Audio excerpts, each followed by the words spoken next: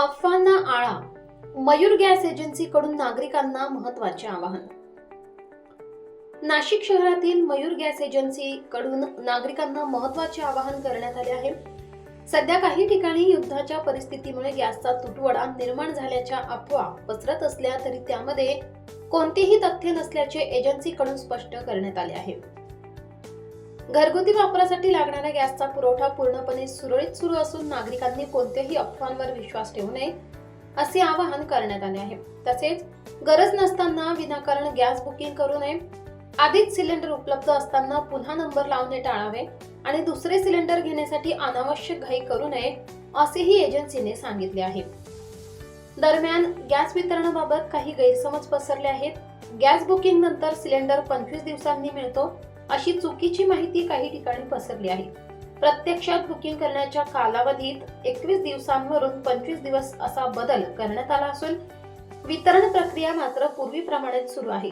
Booking केल्यानंतर OTP प्राप्त झाल्यानंतर साधारणपणे 2 ते 3 दिवसात गॅस सिलेंडर ग्राहकांच्या घरी पोहोचवला जात आहे.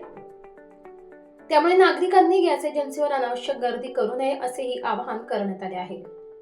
तसेच ज्या ग्राहकांनी अद्याप KYC प्रक्रिया पूर्ण केलेली नाही त्यांनी ती तात्काळ पूर्ण करून घ्यावी. यामुळे गॅस पुरवठा सुरळीत राहण्यास मदत होईल आणि भविष्यात कोणतीही अडचण निर्माण होणार नाही असे मयूर गॅस एजन्सीच्या संचालकांनी स्पष्ट केले. मी एवढंच सांगेल, गॅसचा पुरवठा भरपूर आहे. जास्त कुठल्याही गॅस एजन्सीवर जाऊन घाई कधी करू नका. आपल्याला वेळेवर आपले सिलेंडर येईल. जर आपल्याला गरज नसेल तर दुसरे सिलेंडर घेण्यासाठी नंबर लावू नका. कारण जेणेकरून ज्या गरजू लोकांना लवकरात लवकर सिलेंडर मिळू शकेल. KYC पूर्ण करण्यासाठी माझं हे सगळ्यांना सजेशन राहील, तुम्ही सर्वात महत्त्वाचं KYC करणे हे विनामूल्य आहे. हे त्याचे एकही रुपया लागत नाही. KYC आपण घर बसल्यासुद्धा करू शकतात. हॅलो BPCL ॲपद्वारे आपण डाउनलोड करा, त्याच्यातून स्वतः KYC करू शकतात. अन्यथा आपण आपल्या गॅस एजन्सीवर जाऊन तिथे पण KYC करू शकतात. आता डिलिव्हरी मॅनद्वारे सुद्धा KYC करू शकतात. KYC हे महत्त्वाचं तर आहेच. आणि मी तुम्हाला आधी सांगितलं की गॅस पुरवठा ची काही तक्रार नाही आहे. गॅस मुबलक प्रमाणात उपलब्ध आहे. तरी अफवांवर जाऊ नका, गर्दी करायचं टाळा सगळ्यांनी. करोना काळामध्येही आम्ही प्रत्येक आमच्या ग्राहकांना घरपोच सुविधा दिली. तेव्हा आम्ही भरपूर साऱ्या सेफ्टी मेजर्स यूज केल्या होत्या. आम्ही भरपूर साऱ्या मेडिसिन्स आमच्या डिलिव्हरी मॅनला सुद्धा उपलब्ध करून दिल्या होत्या, जेणेकरून आमच्या डिलिव्हरी मॅनला करोना होऊ नये व त्यांनी डिलिव्हरी सुरळीत चालावी. त्या काळात आम्हाला वेगवेगळ्या प्रकारचे चॅलेंजेस येत होते. एक चॅलेंज तुम्हाला सांगेल, सगळ्यांना हसू येईल, ते म्हणजे सिलेंडर वाहणाऱ्या टेम्पोसाठीचे टायर.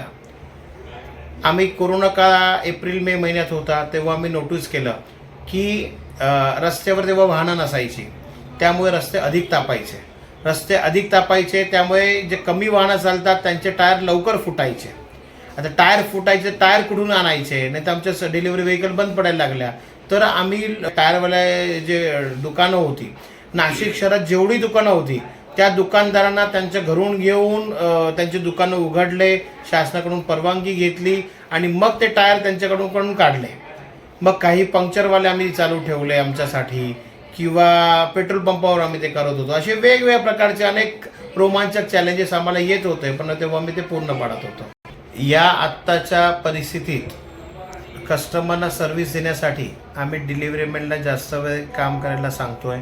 तसेच आम्ही आमच्या ऑफिस स्टाफला सुद्धा जास्त काम करतोय. जसे तुम्ही आत्ता आलात तर तेव्हा तुम्ही बघितलं असेल की आम्ही आमच्या पूर्ण स्टाफची मीटिंग घेत होतो की उद्या काय करायचं आहे त्याची तयारी आम्ही आजच करतोय. अर्धा तास रोज बसतो, ती मीटिंग करतो आणि त्या हिशोबाने उद्याचे नियोजन करतो. यापुढील काळात सुद्धा ग्राहकांना सेवा चांगली देण्यासाठी मी सगळ्या ग्राहकांना एवढंच सांगेल, पॅनिक होऊ नका. गॅस भरपूर आहे. आपल्याला गव्हर्नमेंटने शाश्वती दिलेली आहे. तरी गरज नसल्यास गॅस भरू नका आणि गॅस प्रमाणात वापरा. सगळ्यांना गॅस पुरेल. गॅस भरपूर आहे. जी सिलेंडरची मुदत 21 दिवसापासून 25 दिवसात करण्यात आली आहे.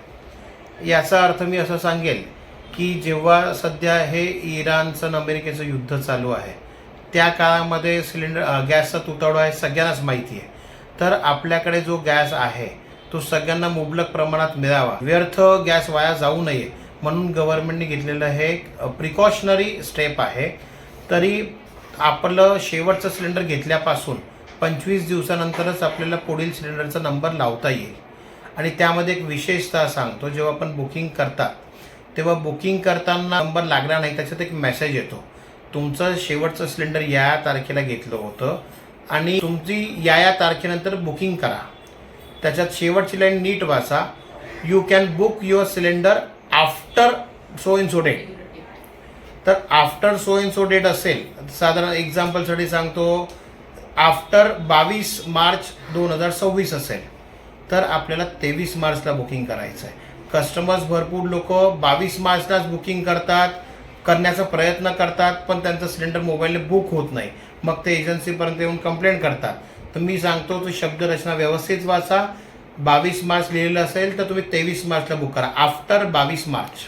सध्या डिलिव्हरी थोडीशी स्लो आहे, की सिलेंडर कमी नसल्यामुळे मुळीच नाही आहे.